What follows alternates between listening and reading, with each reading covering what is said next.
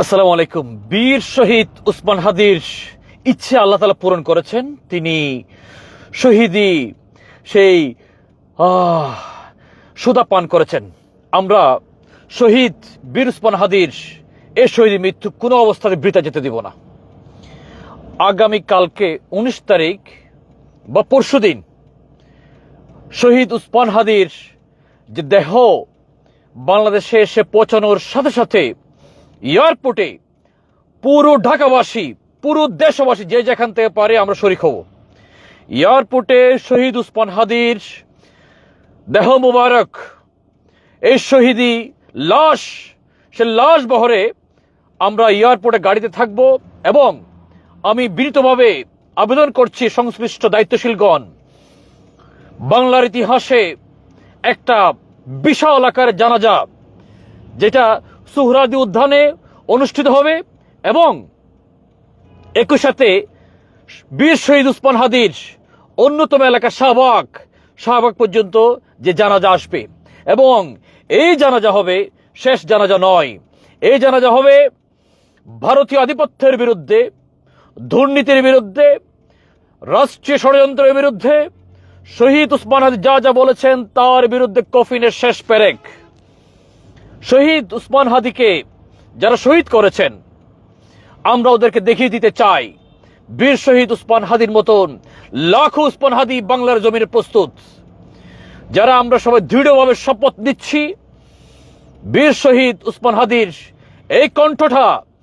এই কণ্ঠটা আর হয়তো আমাদের কানে বাজবে না, কিন্তু শহীদ উসমান হাদির সেম কণ্ঠ বাংলার কোটি জনগণ এখন একই সুরে তুলবে। আমি বীর শহীদ উসমান হাদির আগামী যারা যাচ্ছে সকল দলের সকল নেতৃবৃন্দ বিনীতভাবে আরজ করছি, সকল দলের ঊর্ধ্বে উঠে, সকল মতের ঊর্ধ্বে উঠে বীর শহীদ উসমান হাদির জানাজাতে আপনারা এক মতে, এক বাক্যে অংশগ্রহণ করুন, সিদ্ধান্ত নিন ভারতীয় আধিপত্যবাদ বাংলাদেশে চলবে না। এটা হচ্ছে শেষ পেরেক, কফিনের মধ্যে শেষ পেরেক। এবং সংশ্লিষ্ট সকল উপদেষ্টাগণ বিনীতভাবে নিবেদন করব, কোন ধরনের অপ্রীতিকর অবস্থা সৃষ্টি হওয়ার আগেই সসম্মানে পদত্যাগ করুন।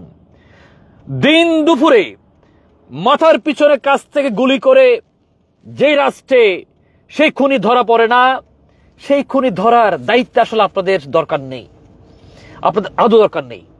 আপনারা সসম্মানে কিছু হওয়ার আগেই আপনারা পদত্যাগ করুন। এবং আমরা বিনীতভাবে দৃষ্টি আকর্ষণ করব, সঠিক উপযুক্ত লক্ষ্যে সরকারের দায়িত্বে নিয়োজিত করুন। বাংলার জমিনে এখন অনেক সাহসী মানুষজন রয়েছেন যারা এই বিদেশি রক্তচক্ষুকে তোড়াই কেয়ার করেন, যারা বাংলার জনগণের নিরাপত্তা দিতে নিজের জান পর্যন্ত দিতে আগ্রহী।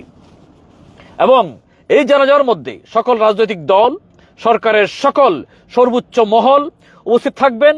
বাংলার ইতিহাসে শহীদ প্রেসিডেন্ট জিয়া রহমানের পরে আমরা একটা সবচেয়ে বিশাল আকার জানাজা দেখতে চাই এবং এই জানাজাতে আমাদের দৃঢ় শপথ নিতে চাই।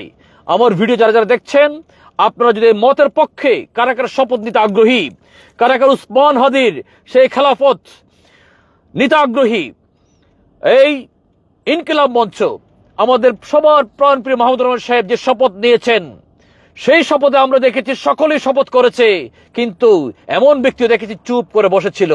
এই ধরনের চোপা শয়তান যারা যারা আছে তাদের মুখোশ উন্মোচন করতে চাই।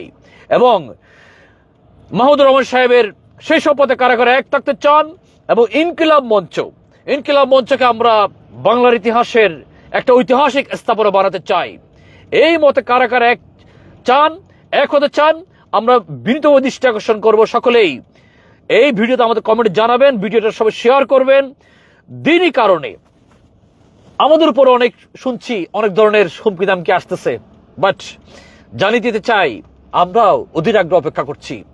শহীদি মৃত্যু এত বড় সৌভাগ্যের ব্যাপার, আমাদের চোখ অশ্রুসিক্ত হয়েছে, মনোবল দৃঢ় হয়েছে দ্বিগুণ।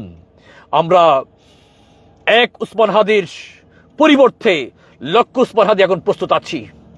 আমাদেরকে যারা পছন্দ করছে না, এই দেশে শান্তি যারা পছন্দ করছে না, তাদেরকে আমরা দেখিয়ে দিতে চাই এই দেশে জান দেওয়ার জন্য লাখো যুবক প্রস্তুত। সাথে থাকুন। আগামী কালকে 19শে ডিসেম্বর নতুন ইতিহাস সৃষ্টি হবে বাংলাদেশে।